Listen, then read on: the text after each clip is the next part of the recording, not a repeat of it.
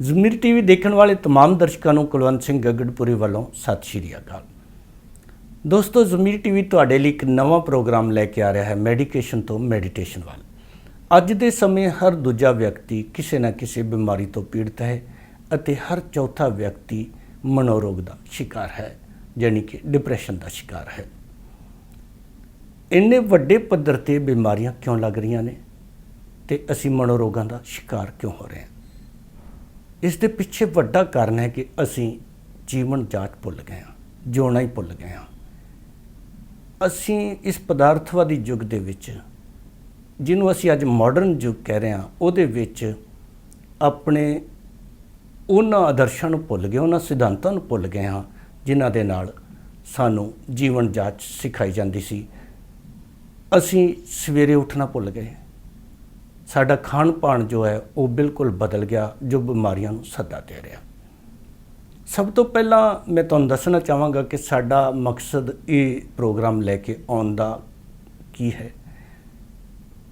2014 ਦੇ ਵਿੱਚ ਮੇਰਾ ਬਿਜ਼ਨਸ ਠੱਪ ਹੋ ਗਿਆ ਅਤੇ ਮੈਂ ਵੀ ਡਿਪਰੈਸ਼ਨ ਦਾ ਸ਼ਿਕਾਰ ਹੋ ਗਿਆ। ਡਿਪਰੈਸ਼ਨ ਇੰਨੀ ਵੱਧ ਗਈ ਕਿ ਮੈਨੂੰ ਇੰਝ ਲੱਗਦਾ ਸੀ ਕਿ ਮੈਂ ਬਹੁਤ ਜਲਦੀ ਮਰ ਜਾਵਾਂਗਾ। ਮੈਂ ਵੱਖ-ਵੱਖ ਲੋਕਾਂ ਕੋਲੇ ਗਿਆ, ਕਿਉਂਕਿ ਮੈਂ ਸਾਈਕੈਟਰਿਸਟ ਕੋਲੋਂ ਇਲਾਜ ਕਰਾ ਰਿਹਾ ਸੀ, ਕੋਈ ਫਰਕ ਨਹੀਂ ਸੀ ਪੈ ਰਿਹਾ। ਤਾਂ ਕੁਝ ਲੋਕ ਮੈਨੂੰ ਮੈਡੀਟੇਸ਼ਨ ਸਿਖਾਉਣ ਵਾਲਿਆਂ ਕੋਲ ਲੈ ਗਏ। ਕਈ ਅਜਿਹੇ ਲੋਕਾਂ ਕੋਲ ਵੀ ਮੈਂ ਗਿਆ ਜਿਹੜੇ ਬਾਣੀ ਪੜ੍ਹਨ ਨਾਲ ਅਤੇ ਨਾਮ ਸਿਮਰਨ ਨਾਲ ਬਿਮਾਰੀਆਂ ਨੂੰ ਠੀਕ ਕਰਦੇ ਸਨ। ਹਾਂ, ਕੁਝ ਲੋਕ ਕੀ ਇੱਥੇ ਨਹੀਂ ਮੰਨਦੇ ਕਿ ਨਾਮ ਸਿਮਰਨ ਨਾਲ ਬਿਮਾਰੀਆਂ ਠੀਕ ਹੁੰਦੀਆਂ ਹਨ, ਪਰ ਨਾਮ ਸਿਮਰਨ ਮੈਡੀਟੇਸ਼ਨ ਦਾ ਹੀ ਤਰੀਕਾ ਹੈ। ਭਾਵੇਂ ਕਈ ਲੋਕ ਇਸ ਚੀਜ਼ ਦੇ ਵਿੱਚ ਵਿਸ਼ਵਾਸ ਨਹੀਂ ਰੱਖਦੇ, ਪਰ ਮੈਨੂੰ ਆਰਾਮ ਆਇਆ। ਮੈਂ ਇਸ ਲਈ ਇਹ ਪ੍ਰੋਗਰਾਮ ਤੁਹਾਡੀ ਸੇਵਾ ਦੇ ਵਿੱਚ ਲੈ ਕੇ ਆ ਰਿਹਾ ਹਾਂ। ਮੈਡੀਟੇਸ਼ਨ ਕੋਈ ਮੰਤਰ ਨਹੀਂ ਹੈ। ਮੈਡੀਟੇਸ਼ਨ ਸਿਰਫ ਸਰੀਰ ਦੇ ਜਿਹੜੀ ਸਵਾਸ ਕਿਰਿਆ, ਸਰੀਰ ਜਿਵੇਂ ਚੱਲ ਰਿਹਾ ਸੀ, ਕੁਦਰਤ ਨੇ ਜਿਵੇਂ ਬਣਾਇਆ ਸੀ, ਜਿਵੇਂ ਕੁਦਰਤ ਨੇ ਦਾ ਸਿਸਟਮ ਫਿੱਟ ਕੀਤਾ ਸੀ, ਉਸੇ ਢਾਂਚੇ ਦੇ ਵਿੱਚ ਉਹਨੂੰ ਢਾਲਣਾ ਅਤੇ ਉਹ ਕਿਰਿਆ ਨੂੰ ਉਸੇ ਤਰ੍ਹਾਂ ਫਿਰ ਤੋਂ ਲਾਗੂ ਕਰਨਾ ਹੈ। ਕਿਉਂਕਿ ਕੁਦਰਤ ਨੇ ਸਾਨੂੰ, ਜਦੋਂ ਅਸੀਂ ਕੁਝ ਖਾਂਦੇ ਪੀਂਦੇ ਹਾਂ, ਚੱਲਦੇ ਫਿਰਦੇ ਹਾਂ, ਤਾਂ ਜਦੋਂ ਕਿਤੇ ਗੜਬੜ ਹੁੰਦੀ ਹੈ ਤਾਂ ਸਾਡੇ ਅੰਦਰ ਹੀ ਐਸਾ ਸਿਸਟਮ ਹੈ ਕਿ ਉਹ ਬਿਮਾਰੀ ਨੂੰ ਠੀਕ ਕਰਦਾ, ਪਰ ਅਸੀਂ ਵੇਟ ਨਹੀਂ ਕਰਦੇ। ਸਾਨੂੰ ਮਾੜੀਆਂ ਜਿਹੀਆਂ ਛਿੱਕਾਂ ਆਈਆਂ, ਖੰਘ ਆਈ ਜਾਂ ਸਿਰ ਪੀੜ ਹੋਇਆ ਜਾਂ ਬੁਖਾਰ ਥੋੜ੍ਹਾ ਜਿਹਾ ਚੜ੍ਹਿਆ ਤਾਂ ਅਸੀਂ ਡਾਕਟਰਾਂ ਕੋਲ ਜਾਂਦੇ ਹਾਂ। ਡਾਕਟਰਾਂ ਕੋਲ ਵੀ ਕਿਹੜਿਆਂ ਕੋਲ? ਨੀਮ ਹਕੀਮਾਂ ਕੋਲ। ਉਹ ਸਾਨੂੰ ਐਸਾ ਉਲਝਾ ਦਿੰਦੇ ਆ ਕਿ ਉਹ ਬਿਮਾਰੀ ਸੀ ਨਹੀਂ, ਬਿਮਾਰੀ ਬਣ ਜਾਂਦੀ ਹੈ।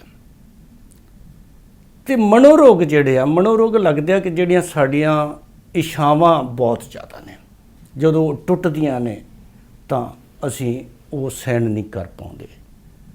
ਸਾਡਾ ਮਨ ਕਮਜ਼ੋਰ ਹੋ ਜਾਂਦਾ ਆ।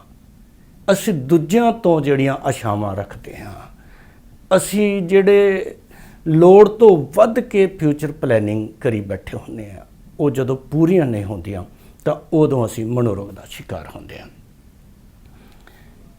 ਮੈਨੂੰ ਯਾਦ ਹੈ ਜਦੋਂ ਅਸੀਂ ਛੋਟੇ ਛੋਟੇ ਡੰਗਰ ਚਾਰਦੇ ਹੁੰਦੇ ਸੀ ਤਾਂ ਬਾਹਰ ਖੇਤਾਂ ਤੋਂ, ਖਾਲੀਆਂ ਤੋਂ ਪਾਣੀ ਪੀ ਲੈਂਦੇ ਸੀ। ਜਿਹੋ ਜਿਹਾ ਖਾਣਾ ਮਿਲ ਗਿਆ ਉਹੋ ਜਿਹਾ ਖਾ ਲੈਂਦੇ ਸੀ, ਕਦੇ ਬਿਮਾਰ ਨਹੀਂ ਸੀ ਹੁੰਦੇ।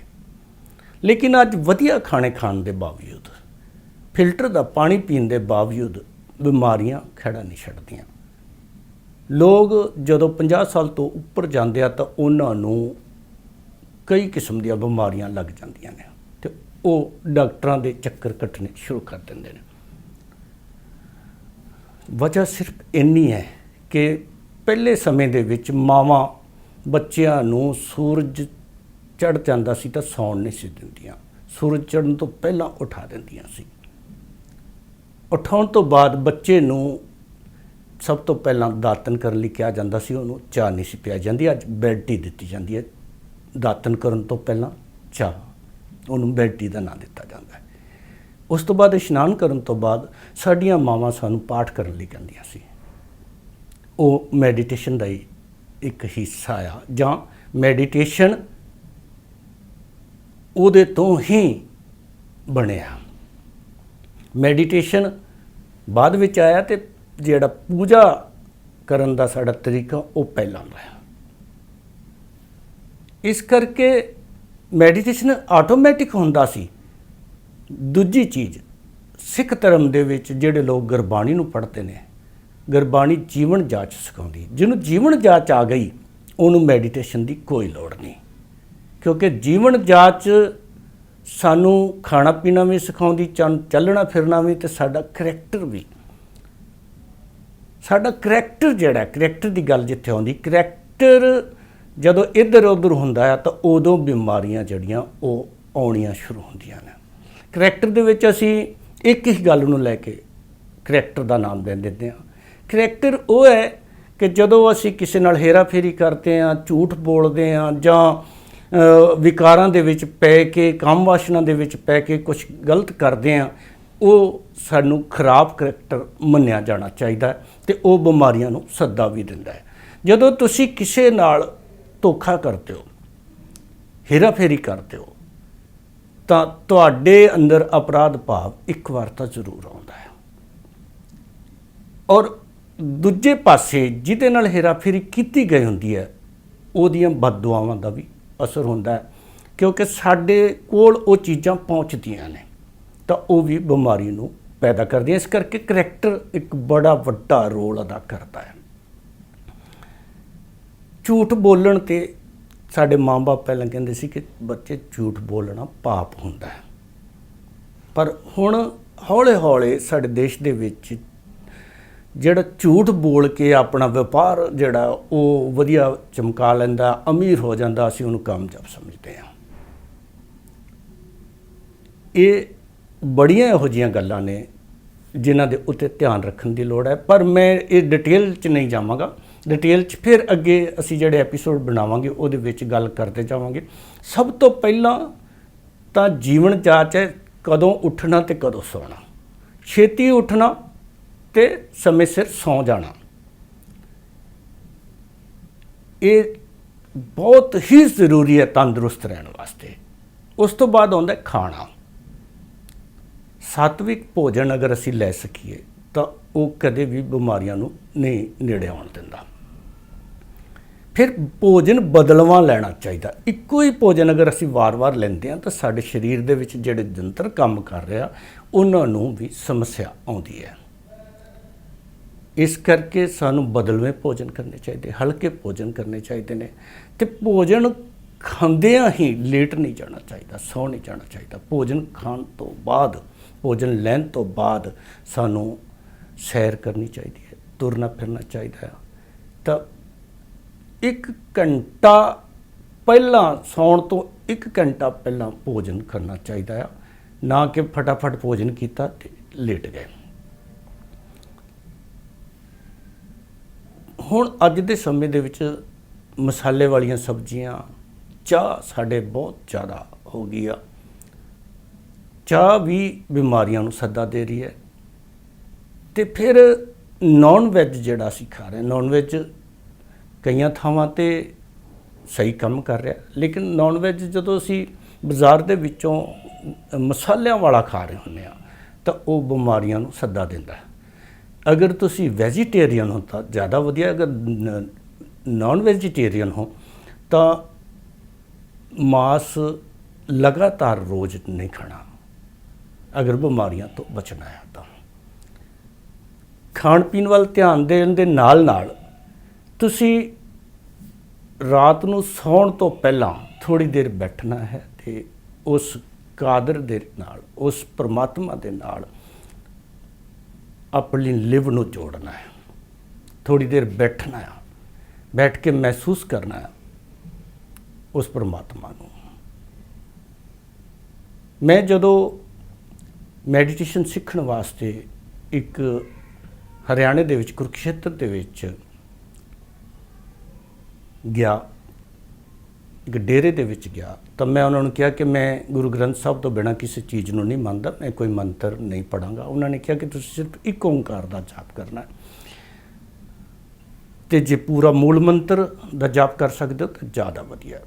ਤਾਂ ਉਹ ਜਦੋਂ ਤੁਸੀਂ ਇੱਕ ਸ਼ਬਦ ਬੋਲਣਾ ਹੈ ਤਾਂ ਉਹਨੂੰ ਮਹਿਸੂਸ ਕਰਨਾ, ਇੱਕ ਬੋਲਣਾ ਤਾਂ ਇੱਕ ਉਹ ਪਰਮਾਤਮਾ ਓਂਕਾਰ, ਉਹਦਾ ਨੂਰ ਸਾਰੇ ਪਾਸੇ ਫੈਲਿਆ ਹੋਇਆ, ਤਾਂ ਉਹ ਸਾਰਾ ਨੂਰ, ਓਂਕਾਰ ਨੂਰ ਮੇਰੇ ਸਰੀਰ ਦੇ ਵਿੱਚ ਪ੍ਰਵੇਸ਼ ਕਰ ਰਿਹਾ। ਇੰਜ ਮਹਿਸੂਸ ਕਰਨਾ। ਸਾਰੇ ਮੂਲ ਮੰਤਰ ਨੂੰ ਕਿਵੇਂ ਪੜ੍ਹਨਾ ਤੇ ਉਹਨੂੰ ਕਿਵੇਂ ਮਹਿਸੂਸ ਕਰਨਾ ਆ ਉਹ ਸਿਖਾਇਆ, ਤੇ ਵਿਚਾਰਾਂ ਨੂੰ ਜ਼ਿਆਦਾ ਆਪਣੇ ਦਿਮਾਗ ਦੇ ਵਿੱਚ ਨਹੀਂ ਆਉਣ ਦੇਣਾ, ਔਰ ਜ਼ਬਰਦਸਤੀ ਰੋਕਣਾ ਨਹੀਂ ਹੈ। ਜ਼ਬਰਦਸਤੀ ਰੋਕੋਗੇ ਤਾਂ ਵਿਚਾਰ ਜ਼ਿਆਦਾ ਆਉਂਦੇ, ਵਿਚਾਰਾਂ ਦੀ ਟ੍ਰੈਫਿਕ ਇੰਨੀ ਜ਼ਿਆਦਾ ਹੋ ਜਾਂਦੀ ਹੈ ਸਾਡੇ ਦਿਮਾਗ ਦੇ ਵਿੱਚ, ਜਿਹੜੀ ਮਨੋਰੋਗਾਂ ਦਾ ਕਾਰਨ ਬਣਦੀ ਹੈ। ਮਿਹਨਤ ਕਰਨੀ, ਸਖਤ ਮਿਹਨਤ ਕਰਨੀ ਹੈ, ਪਰ ਇਸ ਦੇ ਨਾਲ ਨਾਲ ਉਹਦੇ ਹੁਕਮ ਵਿੱਚ ਰਹਿਣਾ, ਭਾਣੇ ਵਿੱਚ ਰਹਿਣਾ। ਕਈ ਵਿਹਲੜ ਕਿਸਮ ਦੇ ਲੋਕ ਕੰਮ ਨਹੀਂ ਕਰਦੇ ਤਾਂ ਆਪਣੀ ਗਰੀਬੀ ਨੂੰ ਉਹਦਾ ਹੁਕਮ ਮੰਨ ਲੈਂਦੇ। ਇੰਜ ਨਹੀਂ ਹੈ। ਉਹਨੇ, ਉਸ ਪਰਮਾਤਮਾ ਨੇ ਸਾਨੂੰ ਸਰੀਰ ਦਿੱਤਾ ਮਿਹਨਤ ਕਰਨ ਵਾਸਤੇ, ਦਿਮਾਗ ਦਿੱਤਾ ਸੋਚਣ ਵਾਸਤੇ, ਬਟ ਉਹ ਜਿੱਥੇ ਟੌਪਿਕ 'ਤੇ ਤੁਸੀਂ ਸੋਚਦੇ ਸਿਰਫ ਉਸੇ ਟੌਪਿਕ 'ਤੇ ਸੋਚਣਾ। ਅਗਰ ਤੁਹਾਡੇ ਬਿਜ਼ਨਸ ਦੇ ਵਿੱਚ ਕੋਈ ਘਾਟਾ ਪੈ ਰਿਹਾ ਤਾਂ ਉਸ ਬਿਜ਼ਨਸ ਨੂੰ ਕਿਵੇਂ ਚਲਾਇਆ ਜਾਣਾ ਹੈ ਉਹਦੇ ਨਿਯਮ ਨੂੰ ਸਮਝਣਾ, ਸਿੱਖਣਾ, ਤਦ ਤੁਹਾਡਾ ਬਿਜ਼ਨਸ ਚੱਲੇਗਾ। ਅਗਰ ਤੁਸੀਂ ਜ਼ਿਆਦਾ ਓਵਰ ਥਿੰਕਿੰਗ ਦੇ ਵਿੱਚ ਚਲੇ ਜਾਂਦੇ ਹੋ ਤਾਂ ਉਹ ਤੁਹਾਡੇ ਲਈ ਹਾਨੀਕਾਰਕ ਹੋ ਸਕਦਾ ਹੈ। ਇਸ ਕਰਕੇ ਵਿਚਾਰਾਂ ਨੂੰ ਘੱਟ ਤੋਂ ਘੱਟ ਆਉਣ ਦੇਣਾ, ਟ੍ਰੈਫਿਕ ਕੰਟਰੋਲ ਕਰਨੀ ਵਿਚਾਰਾਂ ਦੀ ਹੈ। ਮਨ ਨੂੰ ਸ਼ਾਂਤ ਕਰਕੇ ਰੱਖਣਾ, ਗੁੱਸੇ 'ਤੇ ਕਾਬੂ ਪਾ ਕੇ ਰੱਖਣਾ, ਗੁੱਸਾ ਕਰਨਾ ਹੀ ਨਹੀਂ। ਜਦੋਂ ਗੁੱਸਾ ਆਵੇ ਤਾਂ ਦਿਮਾਗ ਨੂੰ ਬਿਲਕੁਲ ਸ਼ਾਂਤ ਕਰਕੇ ਇੱਕ ਓਂਕਾਰ ਜਾਂ ਜਿਹੜੇ ਵੀ ਤੁਸੀਂ ਸ਼ਬਦ ਨੂੰ ਉਚਾਰਨ ਕਰ ਸਕਦੇ ਹੋ ਉਹਨੂੰ ਕਰਕੇ ਬਿਲਕੁਲ ਸ਼ਾਂਤ ਹੋ ਜਾਣਾ। ਗੁੱਸਾ ਬਿਮਾਰੀਆਂ ਦੀ ਜੜ ਹੈ। ਕਾਮ ਕ੍ਰੋਧ ਕਾਇਆ ਕੋ ਗੱਲ ਹੈ, ਜੋ ਕੰਚਨ ਸੁਹਾਗਾ ਟਲ ਹੈ। ਦੋਸਤੋ, ਅਗਰ ਅਸੀਂ ਜੀਵਨ ਜਾਂਚ ਸਿੱਖ ਲਈ, ਸਾਡੇ ਵੇਦ ਗ੍ਰੰਥ ਜਿਹੜੇ ਉਹ ਸਾਨੂੰ ਜੀਵਨ ਜਾਂਚ ਸਿਖਾਉਂਦੇ ਨੇ, ਅਗਰ ਉਹ ਸਿੱਖ ਕੇ ਖਾਣ ਪਾਣ ਸਹੀ ਕਰਕੇ ਤੇ ਨਾਲੋਂ ਨਾਲ ਸਵੇਰੇ ਉੱਠਣ ਵੇਲੇ, ਅੰਮ੍ਰਿਤ ਵੇਲੇ ਅੱਧਾ ਘੰਟਾ ਤੇ ਅੱਧਾ ਘੰਟਾ ਰਾਤ ਨੂੰ ਸੌਣ ਵੇਲੇ ਮੈਡੀਟੇਸ਼ਨ ਕਰ ਲਵੋ ਤਾਂ ਬਿਮਾਰੀ ਤੁਹਾਡੇ ਨੇੜੇ ਨਹੀਂ ਆ ਸਕਦੀ। ਬਾਕੀ ਮੈਡੀਟੇਸ਼ਨ ਕਿਵੇਂ ਕਰਨਾ ਹੈ ਤੇ ਬਿਮਾਰੀਆਂ ਤੋਂ ਬਚਣਾ ਕਿਵੇਂ ਹੈ ਉਹ ਅਸੀਂ ਆਉਣ ਵਾਲੇ ਐਪੀਸੋਡਸ ਦੇ ਵਿੱਚ ਤੁਹਾਨੂੰ ਦੱਸਾਂਗੇ।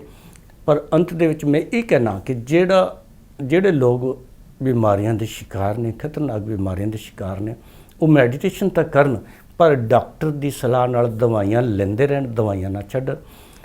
ਆਉਣ ਵਾਲੇ ਐਪੀਸੋਡ ਦੇ ਵਿੱਚ ਦਿਲਚਸਪ ਜਾਣਕਾਰੀ ਤੁਹਾਨੂੰ ਮੁਹੱਈਆ ਕਰਵਾਵਾਂਗੇ। ਤਦ ਤੱਕ ਮੈਨੂੰ ਕੁਲਵੰਤ ਸਿੰਘ ਗਗਨਪੁਰੀ ਨੂੰ ਦਿਓ ਇਜਾਜ਼ਤ। ਸਤਿ ਸ਼੍ਰੀ ਅਕਾਲ।